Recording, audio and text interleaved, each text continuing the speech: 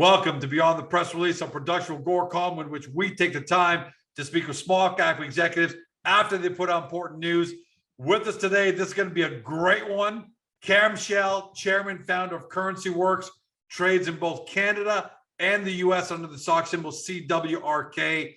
This is going to be a historic Beyond the Press Release because it might actually turn into an NFT one day. Why? Because the company has made history with the press release today that we're going to talk about. But for those new to the story, because you saw the headline and you just can't escape that headline. The basic description about the company is CurrencyWorks is a fintech company building products across the blockchain ecosystem. But we know that means a lot there. There's NFTs, digital currencies, blockchain itself. So more than just lip service, because a lot of people are trying to jump on the bandwagon. The company's clients already include Barrett-Jackson auto auction, the CSE and Odyssey Trust, KodakOne, the Kodak, Wax and Tops. You probably heard about them. That's for some NFT collectibles. And today's big press release, I'm going to read the headline: CurrencyWorks feature film NFTs for Zero Contact, starring Anthony Hopkins Sell for over $90,000, creating a brand new revenue stream for the film industry. Cam, welcome back. Congratulations, man. George, it's just so great to be with you all the time. I love it. So thanks for having me on. I appreciate it. And yeah, we're pretty excited about what the team's been able to put together.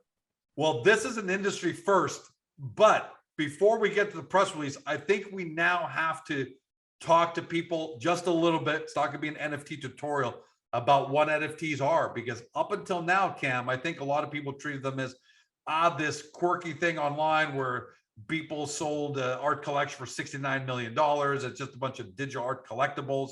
And it's almost like a quirky, its own world. But now it's gone into the mainstream. You guys have brought it. So help people understand, what are NFTs? Give people how do you explain to people? Well, NFTs stands for non-fungible token, which from a technical standpoint means that you can't copy it, you can't transfer it, you can't exchange it for on a technical basis. But on a monetary basis, it really should be a fungible token, because actually it's now something that becomes tradable. It has value. And the reason is because it's on the blockchain and you can create scarcity. So imagine, if you will, a piece of digital content in the past. The second you put it up on the internet, it's immediately copyable. And in many respects, other than its marketing value, it has no value because there's no scarcity to it. Right. So this is what we saw happen with Napster and the kind of the implosion of the music industry and a bunch of different things around it. So, but what happens now is that you can take that digital content, whether it's a piece of music or a piece of art or now a film, and you can actually put it on the blockchain such that it can't be copied, and but that you can transfer it for value. You can create scarcity. And so the implications of NFTs are far beyond what we're seeing now in digital collectibles, but this is the first iteration that's really practical and gaining momentum. And by the way, for people at home might be thinking, because I've heard this criticism, well, who cares if I buy a clip of this interview as NFT? I can play it on YouTube all I want, and I can copy and paste all I want. Yeah, but remember, one person owns the Mona Lisa. You can take a picture of it, you can own prints, but only one person owns the Mona Lisa. And I think that's what people need to understand behind NFTs, that, right, Cam, we heard a lot of people say that, well, Michael Jordan's, LeBron James slam dunk, I can just watch that on YouTube. So I think that's important for people to know. How big of a, go ahead. It is important to note that. It's also important to note that, the Michael Jordan or LeBron James slam dunk that you see on a highlight reel is different than the NFT. It might be at a different angle. It might come with additional content. It comes with different rights around it. And so, it's the same, very good point to what you have now. Now, the difference again, though, is it's digital. So there's all kinds of additional applications and uses you can put around this, different experiences that you can have with this NFT that give it that value. All right, so let's talk about how you applied that to Zero Contact. And congratulations on making history. You made Hollywood film history with this. How did you apply NFT technology economics to Zero Contact? And then let's talk about, what did you sell, but how did you guys apply it to Zero Contact, the film? Yeah. So, from a technical standpoint, what we were able to accomplish is being able to take something the size of a full feature film and put it in a format where it's available as an NFT. And so that's something that, at least currently, and probably for quite some time, will be unique to the CurrencyWorks blockchain. And it's why we have a bit of a protected moat around this industry. So, what we really like in the NFT industry, or the space of digital collectible space, is an example what Dapper is doing with the NBA Top Shots, and what they've announced with the UFC and what they've announced with NFL. They're actually creating a marketplace. They're taking this, incredible technology, and they're bringing it out to the masses. And that means you can buy it with a credit card. You don't have to be a genius to figure out how to have a crypto wallet. It's as easy as signing up for Netflix, those types of things. And so, we took a look at where are digital collectibles and that type of content really, really relevant. And so certainly in sports it is, but also in movies. If we think about the DVDs we used to collect, or the Blu-rays, or the fan memorabilia around particular actors and such. And there were some special box set editions and things like that, absolutely. right? It's been around. Yeah, no, we're not doing anything new in terms of human psyche or human purchasing patterns. All we're doing is putting it in a digital format that people can digest easily and consume. So what did you sell? Because you sold the platinum edition of something, I want you to explain it, for about $57,000 US, and you sold an elite edition NFT for about $37,000. So what did the buyer get there specifically with you guys, Cam? Yeah, so the what we call the one of one, the more expensive one, what the buyer actually got, and it was a very, very well-known crypto buyer who made this purchase. What they got was an original version of the movie. They also got a version of the movie that was with an actor that the whole movie was shot with before Anthony Hopkins even did it. So, and that will never be seen on streaming. That will never be seen. Oh, wow. They also got digital outtakes. They got crypto art that was related to the movie. There's some interviews that are involved with it. And so all of these things as a bundle make this extremely unique. Now, the really cool thing in this particular case that the buyer got is they actually got a part in the movie.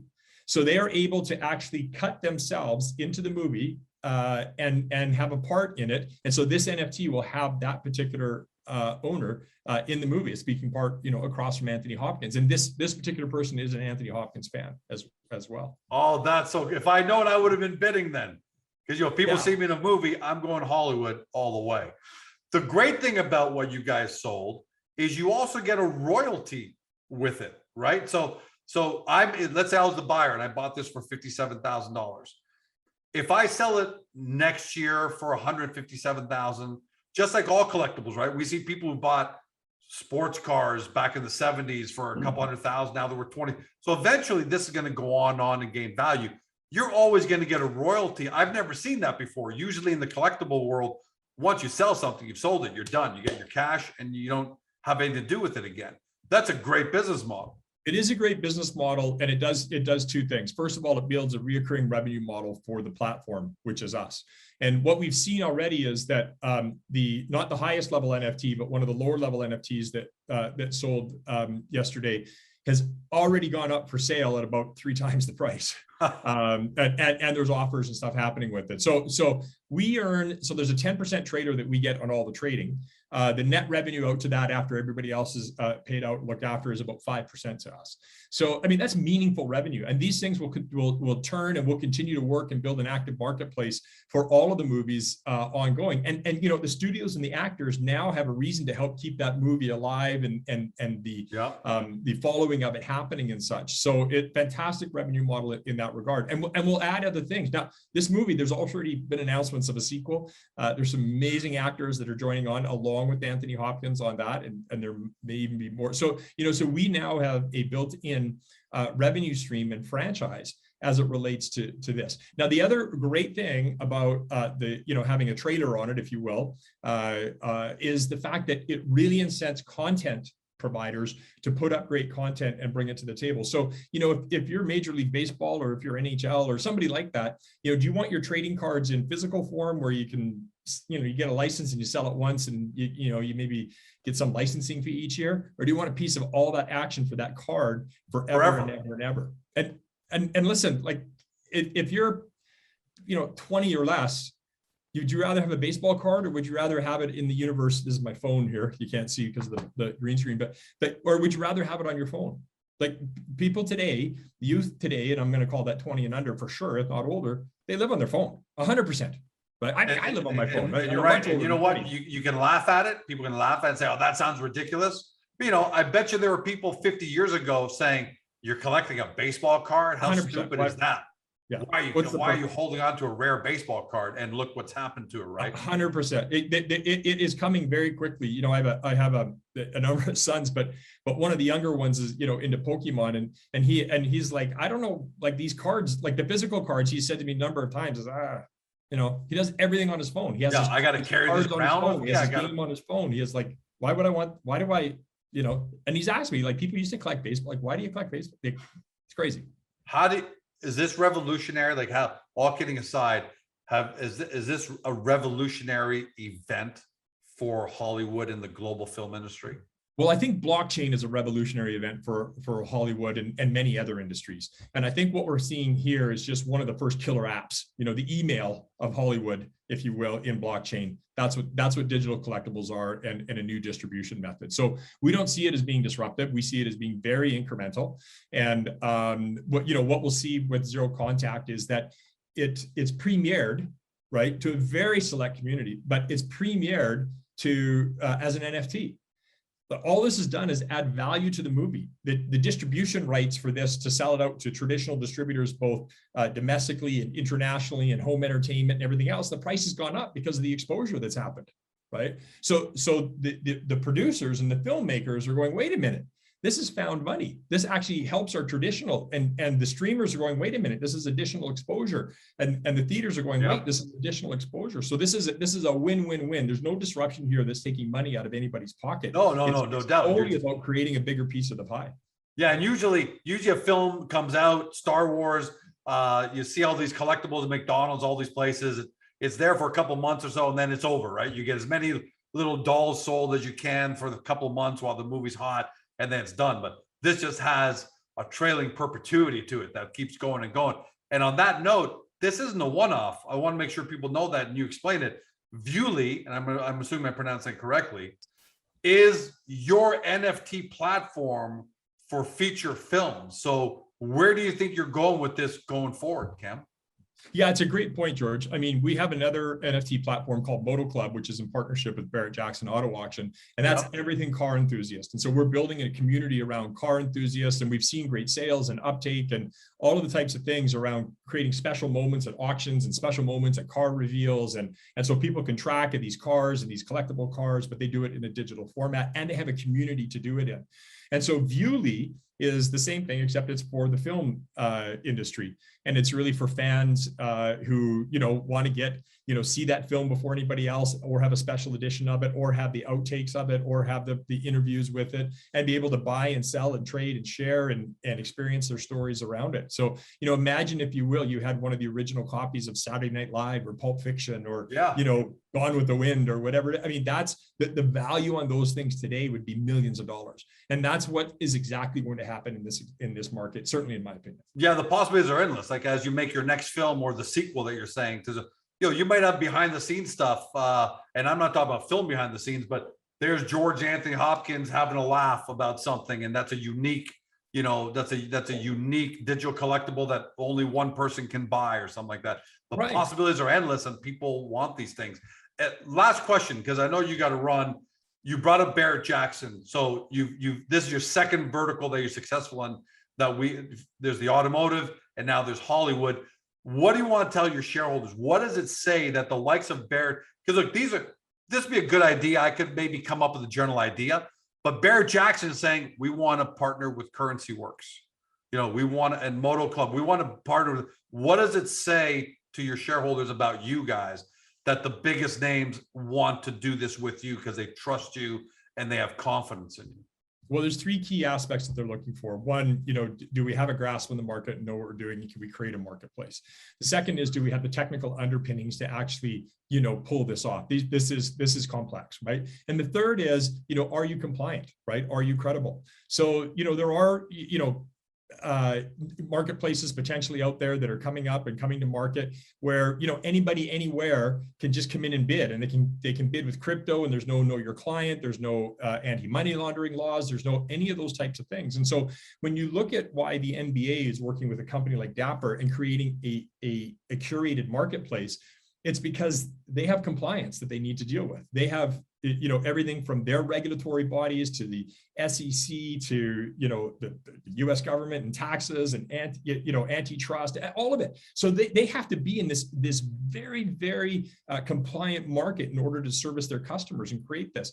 And that's why these customers are coming to us. So they're coming to us because they know that we've got those things in place and that we're a public company, and that, you know, this is just basically how we operate as a company, and the types of things that we've built before.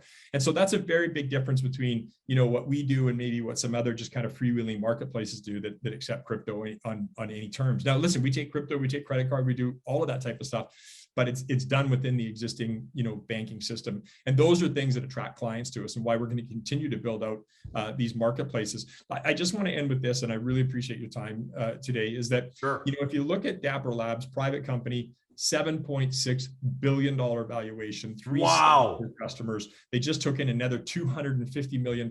They just announced the NFL. And, you know, as a public company comp, we feel that we're probably the best comp out there to start to get involved with this market. Hey guys, this video is over, but don't forget to help your company by liking it and even leaving a comment below. And then don't forget to help yourself by subscribing to our channel and never missing another great Agoracom small cap video.